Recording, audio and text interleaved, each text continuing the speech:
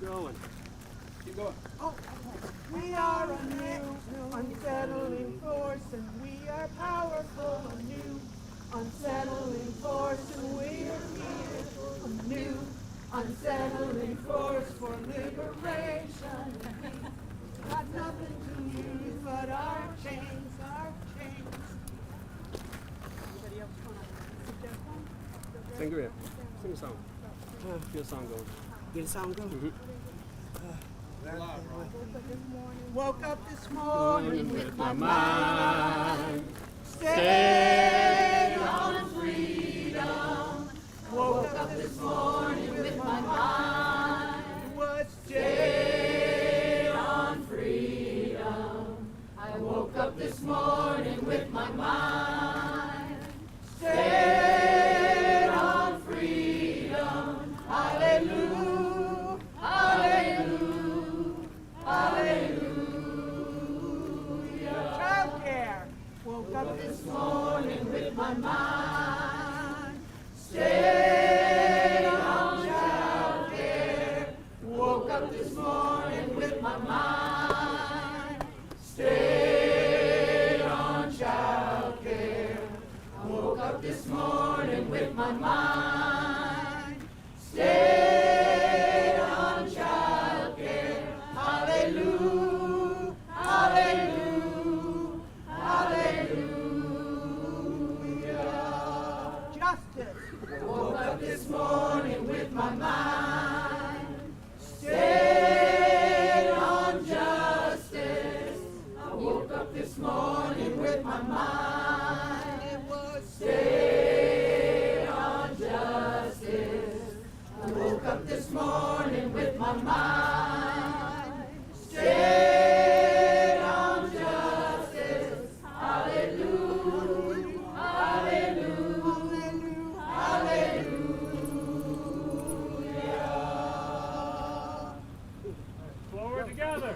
Not one step back. Forward together. Not one step back. Louder together. Not one step back. Forward together. Not one step back.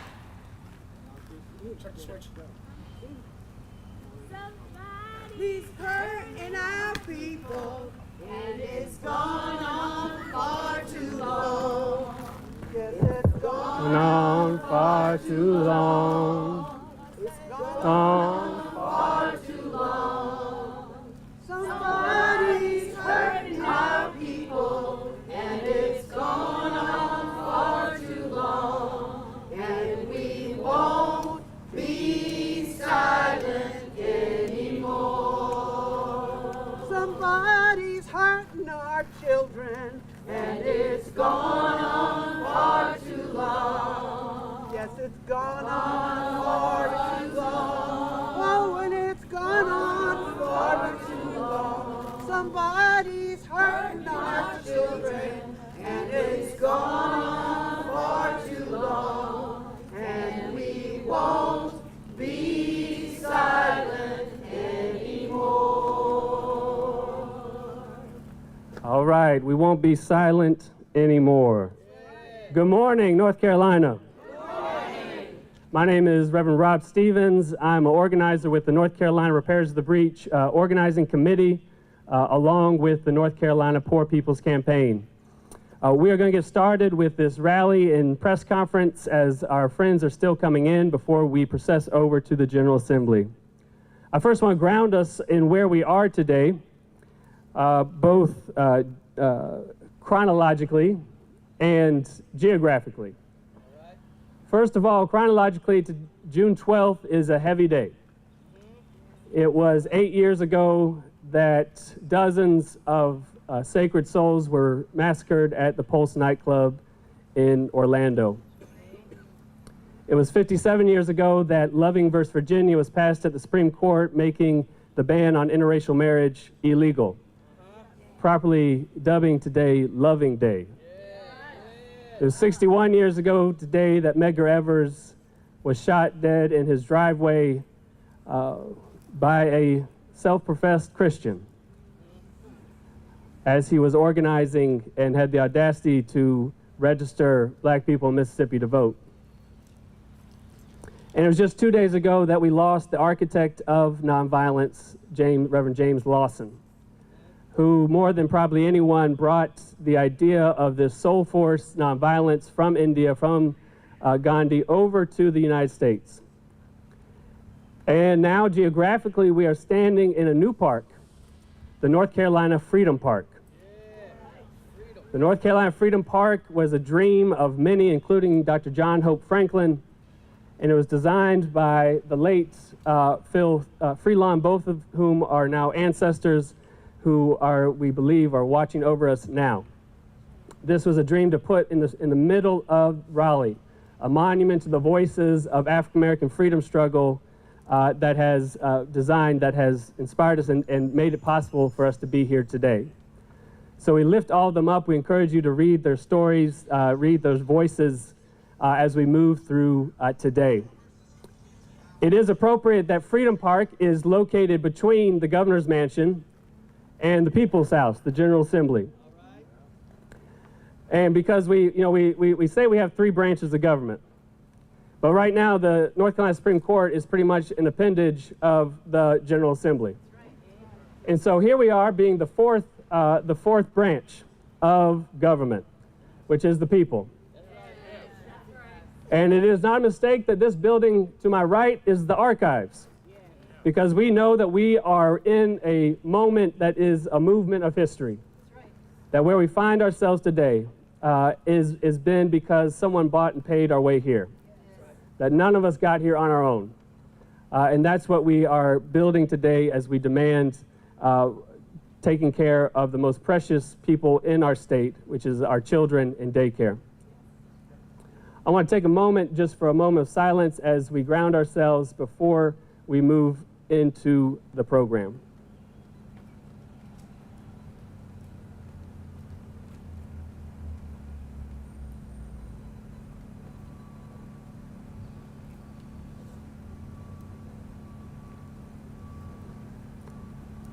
God of power, God of might, God of courage, God of wisdom, we ask your presence here today.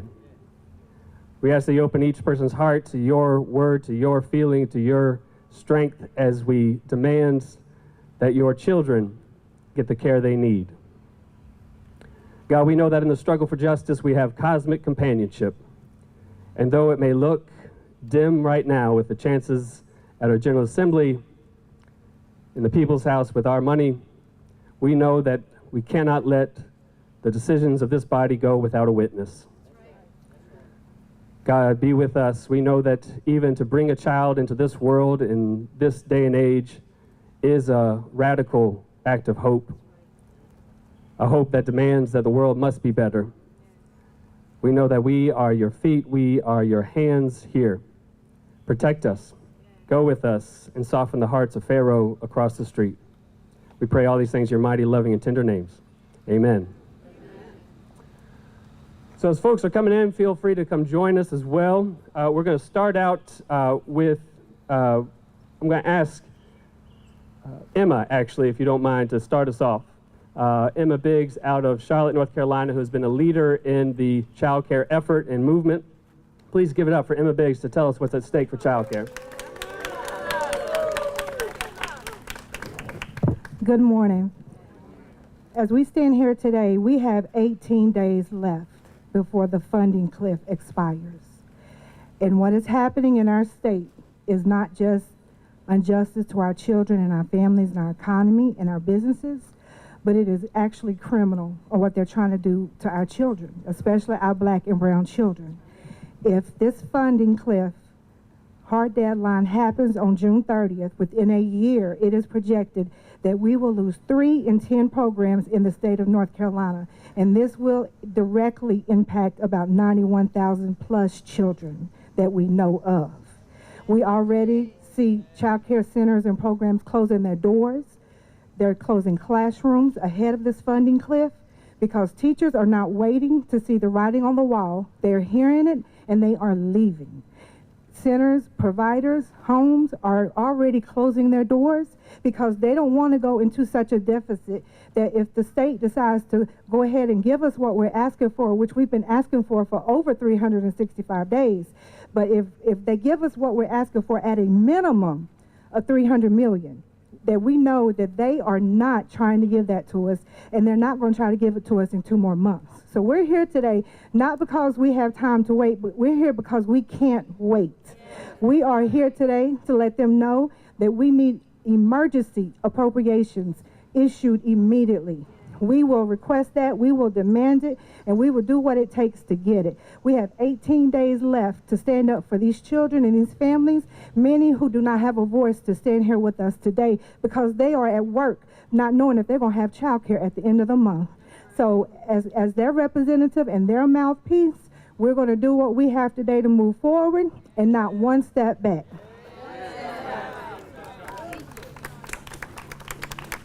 Hey, forward together. I invite the Reverend Nancy Petty from Poland Memorial Baptist Church. Thank you, Rob. Witness Wednesday. Yeah. We've just heard from Emma why we are here today, and we'll hear from other speakers about why we're here today. The truth is we're here today because our state elected representatives are not representing North Carolinians. We're here today because they are recklessly and unapologetically harming all North Carolinians. We are here today because they care more about lining their pockets and coffers with corrupt money and exercising illegitimate power than serving and protecting our state's most vulnerable, especially our children and those who care for our children. Their bills are bankrupt of any morality. Their actions are bankrupt of any compassion. And their souls are bankrupt of any love for their neighbor. We are here today because we are people who care about our fellow human beings who are struggling right now under the weight and injustice of the immoral and harmful bills being introduced and passed by our legislatures. We are here today because we are a people who believe that the moral fabric of our state is being ripped apart by ego-driven leaders who care more about the love of power than the power of love and are hell-bent on propping up systems that disadvantage the privilege, that advantage the privilege and disadvantage the vulnerable and the poor. We are here, some of us, as people of faith, because our faith demands us to be here and demands our voice, not our silence. You know, Reverend Barber often quotes the prophet Isaiah, who said, "Woe to those who make unjust laws, to those who issue oppressive decrees, to deprive the poor of their rights and withhold justice from the oppressed of my people, making widows their prey and robbing the fatherless." Well, our legislatures would do well to listen to Isaiah. But here's the other thing. They would also do well to listen to the man from Nazareth who represents the faith that most of them claim as their faith. They would do well to remember these words of Jesus. "Let the little children come to me, and do not hinder them, for the kingdom of heaven belongs to such as these." Now, to not extend House Bill 342, the money needed to keep our child care centers open, hinders and harms our children. But Jesus goes on to say, "Woe to you who are rich, for you have your consolation." Now, another bill we need to witness and keep our eye on today is HB 237. That operates in darkness and secrecy to make the rich richer so they can buy off our elections. And so I'll close with this one. Jesus says, "The thief comes only to steal and kill and destroy. I came that they may have life and have it abundantly." Now, from my faith perspective, we are here to pick up that mantle, to stop the thieves, our legislators, and make it such that all people, all North Carolinians, can have life and have it abundantly. May it be so.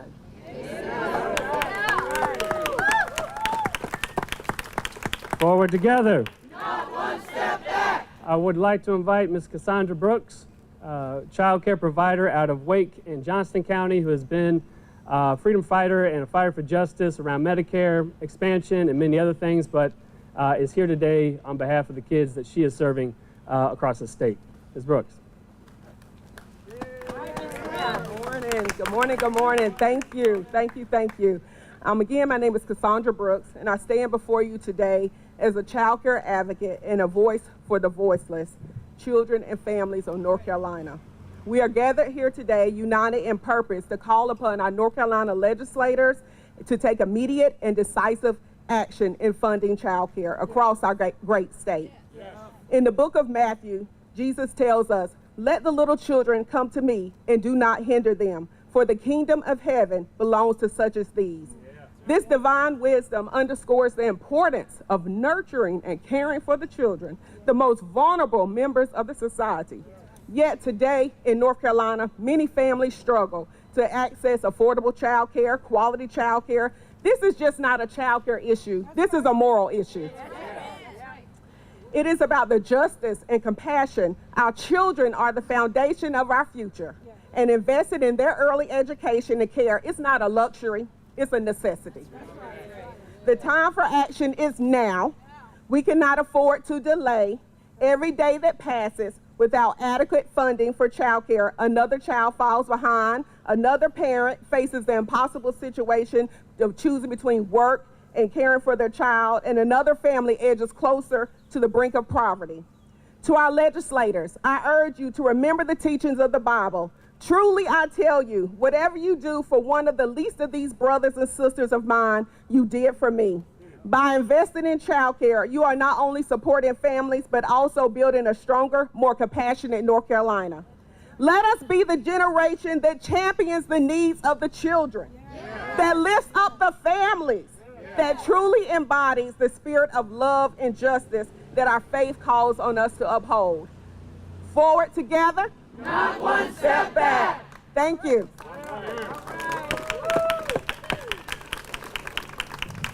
Everyone say, we have a budget surplus. We have a budget surplus Because they have a moral deficit. because they have a moral deficit. This so-called budget surplus that they're so proud of, we need to put quotation marks around it. Because if you don't pay for child care, you might have some extra money the next year. If you don't cover your basic necessities, you might have a surplus the next year. If you get billions of dollars to bail out your tax cuts to the rich and corporations through COVID money, you might have a surplus. But they need to stop acting like that surplus is their personal bank account. Because that's our money. And shame on them. For a year ago, making it functionally illegal for poor, pregnant people and women to get access to abortion and health care. And then turn around and not pass a single extra dollar for child care. There's nothing pro-life about that. Shame on them. This is a crisis of their own making. This is a cliff that is not natural. This is not a natural disaster. And now as we move into, I want to bring up Karen Ziegler from Democracy Out Loud, who's going to lay out what happened yesterday and the past week that is interconnected with today, that while you're going to see what they're not doing with child care, what they are spending their time doing instead. So Karen, please come tell us about that. Thank you. Thank you. A law that was passed yesterday by the General Assembly, House Bill 237, is further proof that the leaders of our state legislature will stop at nothing to consolidate their own power at the expense of the vast majority of the people of North Carolina. This bill has three totally unrelated parts. It's about masks, blocking traffic, and changing election laws in the middle of an election. What do these three things have in common? Fear of the power of the people. HB 237 rewards the billionaires who would manipulate and do manipulate our elected officials. The wealthy have already bought themselves a supermajority in the legislature and a Supreme Court. This law seems designed to allow billionaires, not the voters, to choose our next governor. That's right. HB 237 further disempowers the most vulnerable people among us and those who are fighting for the civil rights guaranteed by our Constitution. We have no doubt that it will be selectively enforced, further crushing the poor, black and brown people, and young people who dare to protest systems of violence. The mask portion of this bill intimidates and threatens people who must wear masks to protect their health and their very lives and the health and lives of those they love. It gives any ordinary citizen, this is incredible, the right to demand that they remove their mask in public. I'm not making this up. HB 237 criminalizes peaceful protest by enacting stronger criminal and civil penalties against those who block roads peacefully and especially those who lead such protests. We have to ask ourselves, why are the people who passed this bill so eager to victimize those who are already the most vulnerable ones among us? Because they can. Because they can. How did the lives of people who wear masks to protect themselves become so expendable? Why are the people who passed this bill so afraid of peaceful protest? Above all, why is the North Carolina General Assembly replacing the votes of the people of this state with the will of billionaire voters, billionaire donors from the state and all over the country? Why is the North Carolina General Assembly replacing the will of the people, the voters of the state, with the wealthy, with billionaire donors and dark money? Good question. Because they can. Forward together. You ready, Sangria? Turn to your neighbor and say, I'm so glad you're here. I'm not happy why we're here. But I'm so glad we can be here. And you look so beautiful when you're fighting for our kids. I want to bring up my dear sister and colleague, Sangria Noble, who's going to bring a word especially about the attacks on teenagers, that they're rolling back protections for 16 and 17-year-olds, and how that is a part of this moral deficiency that's going on across the street. Sangria.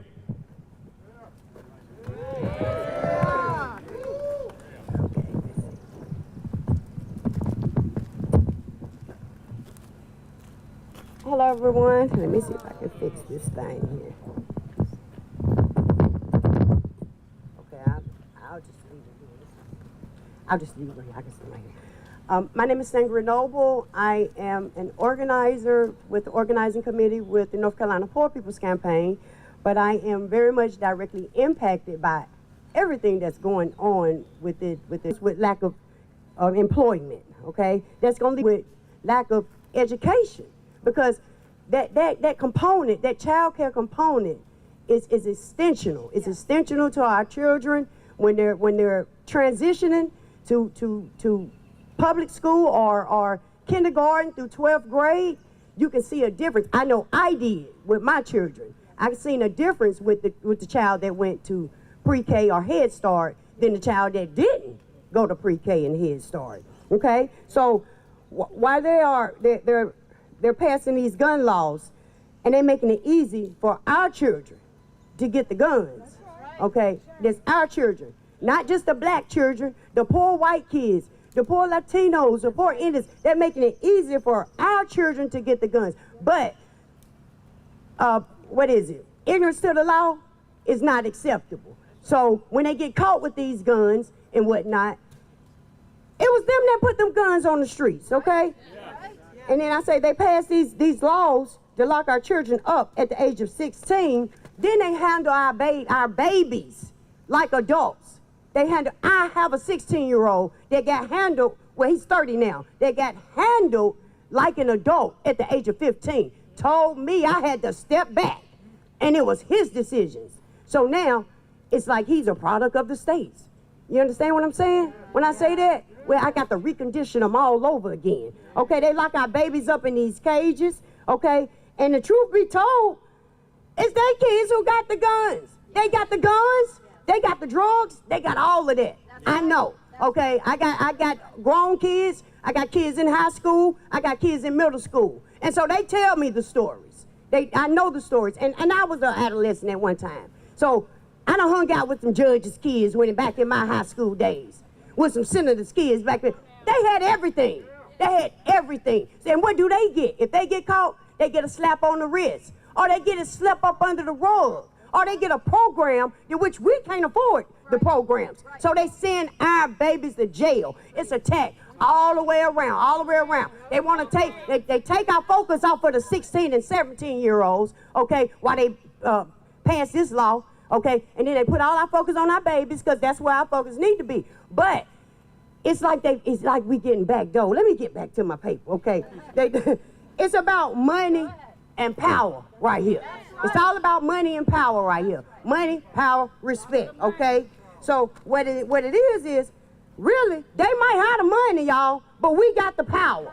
We got the people's power, okay? The power is in our vote, okay? So when we place our vote, and we'll get the respect that we need, and the money will follow, okay? Because it's like they're trying to pay us with the peanuts, right? And they're trying to give us these low wages, right? But if we go and we use our power and get the respect that we need, we can vote them out. We can vote them out. So I'm encouraging all to go vote. We're going to vote them out. If they're not with us, they against us. And we're going to vote against them, okay? So, and we will not be silent anymore. Everybody go vote. Let's vote for the people that we need in the seats that's going to help us stay alive.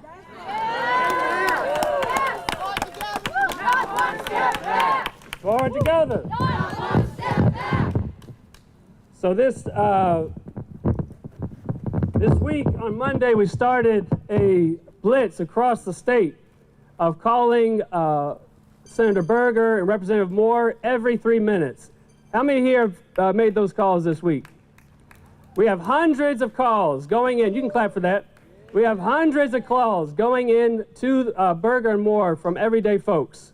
You'll see whole child cares are shutting down just to make those calls. And by the end of the week, and they're calling right now, we will have thousands of them that have gone in. So if you're interested also in participating in that, you can come find one of us to get those calls in. Because there's something about child care that touches a spot. Now, what they're going to say later is they're going to poll something, and they're going to maybe give a little bit. Although last year, the child care providers will tell you that they promised this bipartisan effort to pass child care. And then they passed their budget and went on home. They knew June 30th was coming, but they did not care enough for that. Instead, they decided to pour money into vouchers, to go to schools that legally discriminate, we would say unconstitutionally discriminate, against people who don't think, act, and look just like them.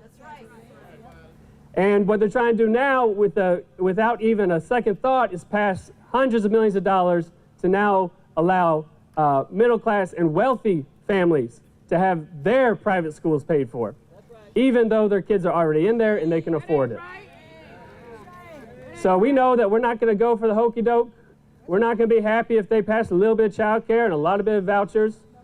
We know that this is an interconnected movement. As you see, we're kind of floating between the issues, the child care, and a moral response. At this time, I'd like to invite Tri-Chair of the North Carolina Poor People's Campaign, Reverend Wayne Wilhelm, to come forward.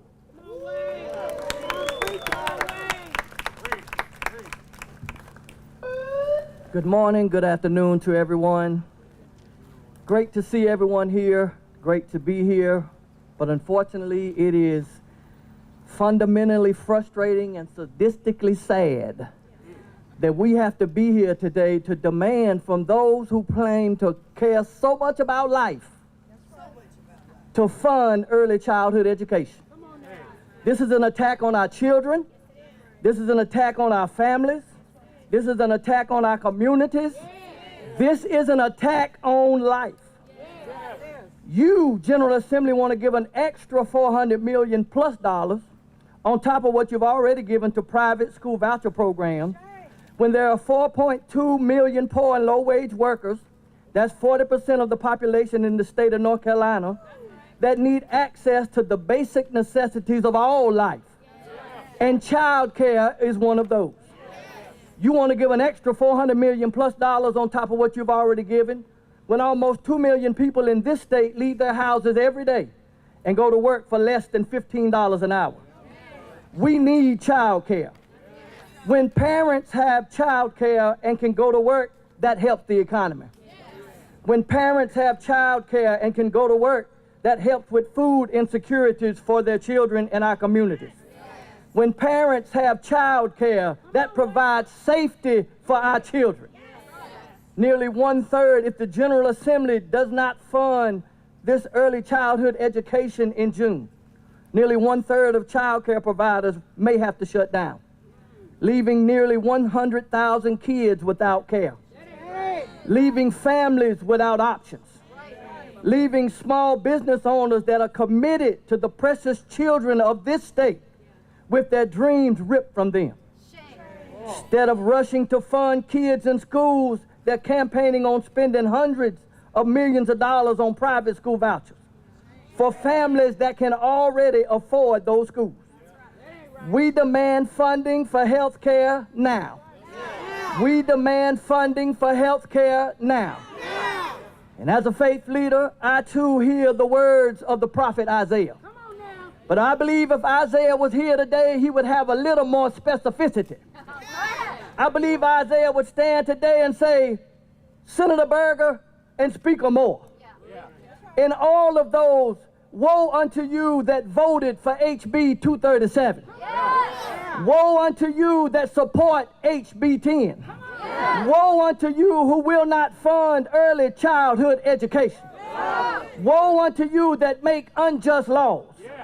Woe unto you that rob the women and children and the poor of their rights. Woe unto you, General Assembly, that pass legislation that withhold justice from the oppressed and hurt women and children. That's why we as the Poor People's Campaign, along with your help, we're going to continue to wake this sleeping giant of poor and low-wage voters. And we're going to make our voices be heard at the polls. We're going to be loud, and we're going to be loud. Somebody's hurting our children. Somebody's hurting our families. The General Assembly is hurting our communities. And we will not be silent anymore. Forward together. Not one step back. Forward together. Not one step back.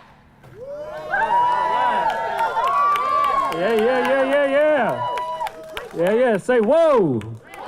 Whoa.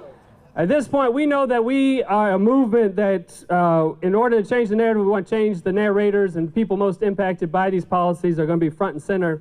And I'm honored to have a sister in the struggle and a child care provider from Rocky Mount, Nancy Rogers, here with us to speak and talk about what she is going through at her site and what we're seeing across the state. So as you come, Nancy, we know that child care centers are making decisions right now about whether they can continue programs, whether they can keep slots open. We hear stories of folks closing down every week. And so Nancy, please come and tell us what's going on. Hello, everybody. My name is Nancy T. Rogers. I presently serve the Nash and Edgecombe community, the rural community of Nash and Edgecombe County. I want to start out by telling you guys that our children are worth the investment. But let me tell you why they're worth the investment. We talk about numbers. We talk about juvenile detention. But we are not securing the foundation. We are not investing in the foundation. You cannot build a house if you don't have a foundation. The early years are the most crucial and important years where you can have security, safety, and teach the fundamentals that are going to make you successful in life. They are choosing to ignore that. They try to patch up and give us money on juvenile detention. They give here and they give there. But they're not addressing the issue at hand, which is the foundation of our children, the foundation of our communities, the foundation of our teachers and educators. I have educators that live at poverty level and still come to work every day, loving on them babies. I have educators that our center did not close not once towards the COVID pandemic, and they put their health at risk just to serve the community so we can thrive. So I say to you, legislators, people that are making these decisions, what are you willing to do to show that our children are worth the investment, that they're the most important constituents in our society? They're the ones that are going to take us to the future. They're the ones that are going to build the future. We can fight today all we want to. We can fight tomorrow, but we need to fight through them. Give them a sound, basic, safe education. Give us the money to provide this. Help us help them, because we're building communities and we're building a nation. We cannot do it without our children. So I implore each and every one of you, let them know how you feel when you go to vote. If they're not willing to support us, get them out. Get them out. What do we want? When do we want it? Move forward? Not one step back. Thank you.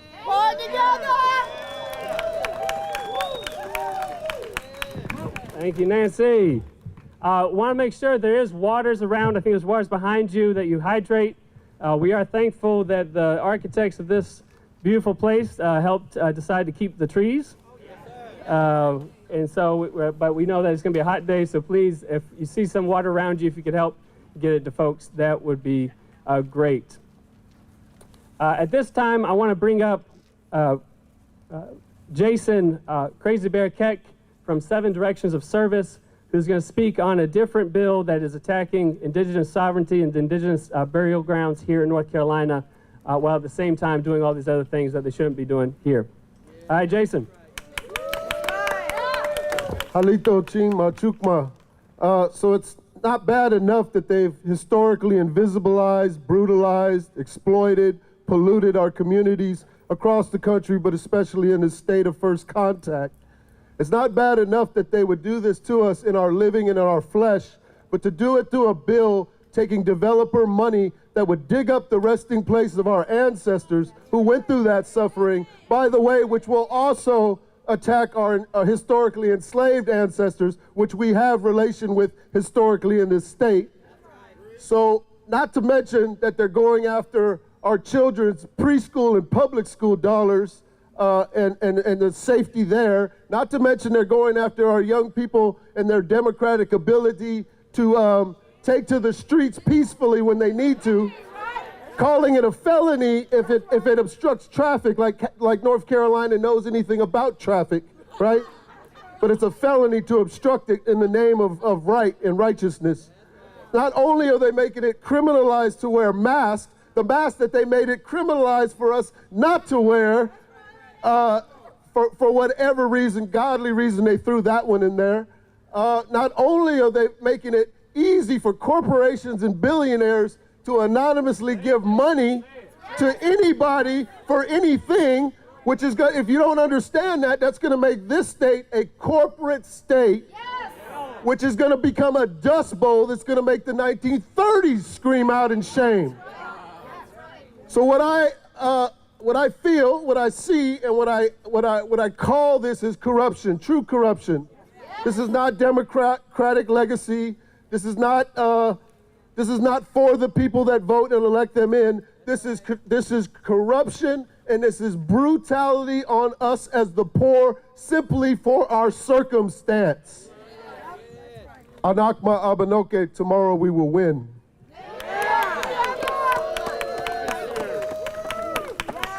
Thank you, Jason.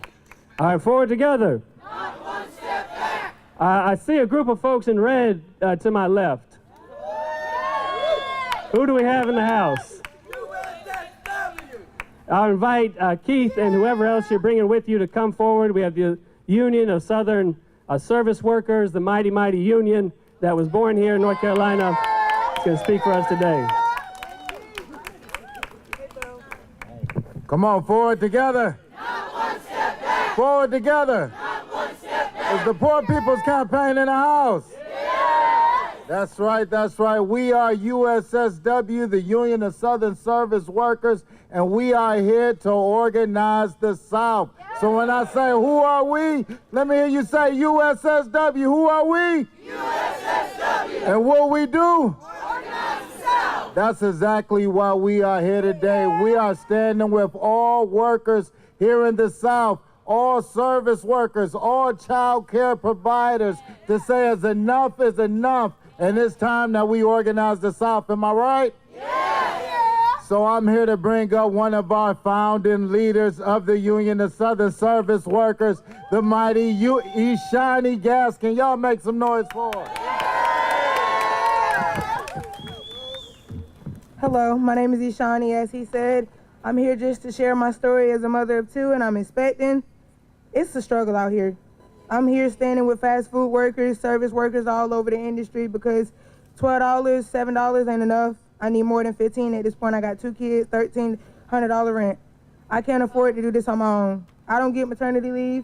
Any job that I've been on, they don't have it. You can't get it unless you're management or better. My son is 2 now. He's finally in school. I got him in Head Start, but it's still a struggle. I work night shifts, so he goes to school during the daytime, and then what do I do at night? I don't have no after-school programs. I struggle trying to find babysitters. It's really a lot, and I'm here to say that enough is enough. We have to stand up and fight back. I'm fighting for the Head Start programs, the school lunches, school meals, schools in general. We need better schools for our children. The kids come first, and my kids come first. I don't know about y'all kids, but my kids come first. And I'm going to stand out here every day. I'm going to come and speak wherever I can for my kids. Because I'll be darned if my kids go to school and can't get what they deserve. My kids are going to have a good lunch. My kids are going to be able to have a good education, no matter what. And I'm going to do whatever it takes to fight for my kids. My little girl is over there now, 6 months. It is a shame. I'm not able to get her in school right now because she's not 1 yet. Why do I have to put my kids in 2 different schools? That's a struggle. I don't have transportation. Catching a bus to get them back and forth, trying to make it to work on time, it's a struggle. And I'm here to say that enough is enough. Pay us the money that we deserve. Treat our kids with respect and dignity, because that's what we deserve. I demand that I be able to get maternity leave. There's no way that I have to keep working all the way up until I'm full term. There's no way that I cannot take a break to spend time with my children to make sure that they're okay. From the day my child is born, I have to continue to work. And that is a shame. So we're here to stand up for all workers, all schools, everybody in our community, and say that enough is enough. That's right. That's right. That's right. Come on, say enough is enough. Say enough is enough. Enough is enough. Woo! Right. Forward together. Forward together. We can't survive. At 725. It's a shame. In a graduation program at my daycare last week, the daycare provider told the story of many of her teachers having to come to school even though they were living without a home, living homeless. It is indicative that we need a radical revolution of values, that for the folks who we say are doing the most important work in our state are getting paid poverty wages. This was a crisis before this funding cliff. And what some of these folks over here are indicating is that, well, this has been extra money since COVID, and so why can't you just make do, as if they're budgeting, that the problem is how they're budgeting child care centers. Can't budget your way out of this. They have a commitment to their workers, and I think as a parent too, they can't compromise on taking wages back down and putting folks in that position. And so it is an impossible decision in place that people are in. We know, am I right, that the last COVID payment has already happened? So the last payment has already happened. The cliff is here. and on June 30th. And so we know that they are going to take forever to fight amongst themselves about this budget and how much they can get for different things. So that budget isn't going to be done by June 30th. And so they're going to have to do an emergency action if we're going to save childcare. And they are not acting like it's an emergency. And so we're going to go over there today to raise our voices and to make some noise at the General Assembly. We're going to go inside. In a moment, what we're going to do is we're going to process over to support the Equality North Carolina Advocacy Day in front of the General Assembly. If folks are hot or want to use the bathroom, you're welcome to go inside the General Assembly. And actually, Leslie, could I ask you to lead that group? Yeah. All right, so Leslie, if you want to go directly inside and wait for us inside the General Assembly, come with Leslie. I'd suggest going around the back and then ending up in the 1100 square, which if you come in the front is the first square to your left is where we'll do our action. I'll take you there. She'll take you there. And so, yeah, how many of y'all are here because you have kids that are being taken care of by someone else? All right. How many here because your great-grandkids or grandkids are being taken care of by someone else? And there is not a feeling like it than to know that your kid is safe and loved and taken care of. And that's where I am right now, and I'm so thankful for those who are there. And they will try to tell us we're wrong. That's part of standing up and having the courage to stand up and go to the people in power and tell them that they're wrong. But if we're wrong, then the North Carolina Constitution is wrong. Because the North Carolina Constitution says we hold it to be self-evident that all persons are created equal, that they are endowed by their Creator with certain inalienable rights, that amongst these are life, liberty, the enjoyment of the fruit of their own labors, and the pursuit of happiness. If we're wrong, the North Carolina Constitution is wrong in Section 2, that all political power is vested in and derived from the people. All government of right originates from the people, is founded upon their will only, and is instituted solely for the good of the whole. If we're wrong, the North Carolina Constitution is wrong in Section 15 that says the people have a right to the privilege of education. Have a right to the privilege of education, and it is the duty of the state to guard and maintain that right. It is a shame that we have to be here to do what the North Carolina Constitution has already demanded they do. If we're wrong, then biology and evolution is wrong. Because human beings, we get born useless. You see, a horse gets born and it can walk, right? And within a few moments. Kitten can walk a little bit. Human babies are useless at least till 18. No, until at least 4. We are born that way.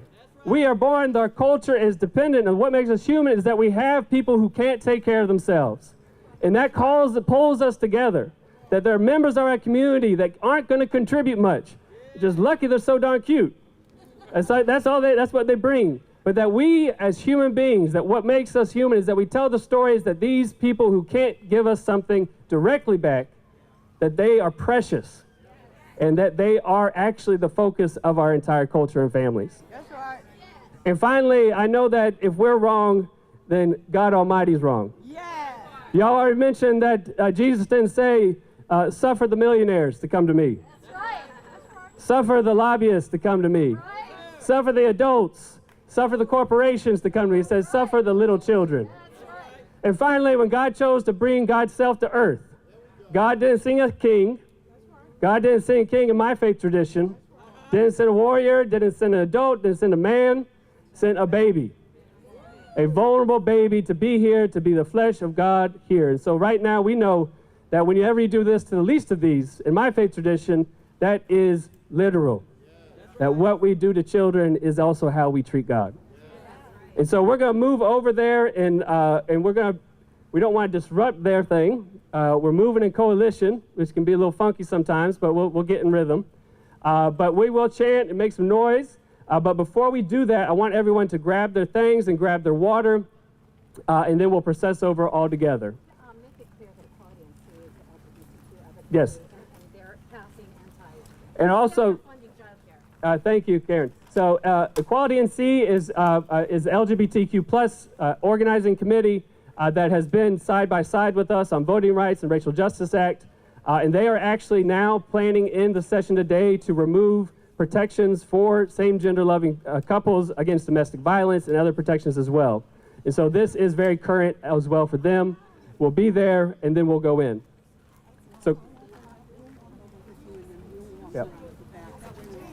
Great. Yeah, if we line up right over here, to my right. Yeah, and you can take signs. Bring your signs as well. Where do we line up to go to the press conference? Right here? We're all going to go together. Oh, okay.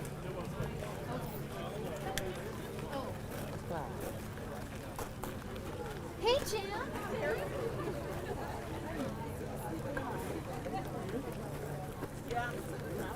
Listen, I was at the Moms for Liberty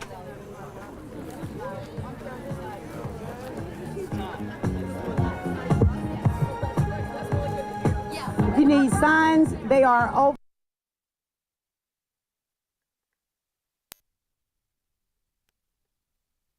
As well, grab some water. We're moving forward together, not one step back. Let's go.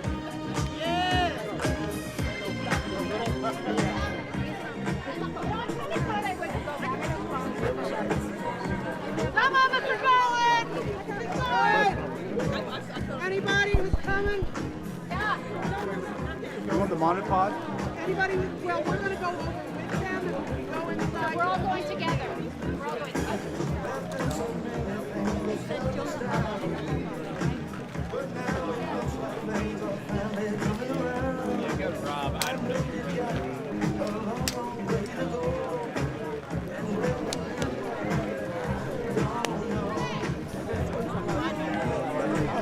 Wearing my Fuji cap. Here, let me take a picture real quick. Okay.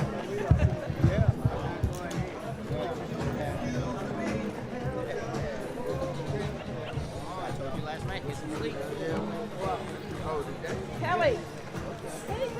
Hey, good. How you doing? Good. Hey, Jan. Walk over here, you know, exercise, and all that good. I'm getting started early. Yeah.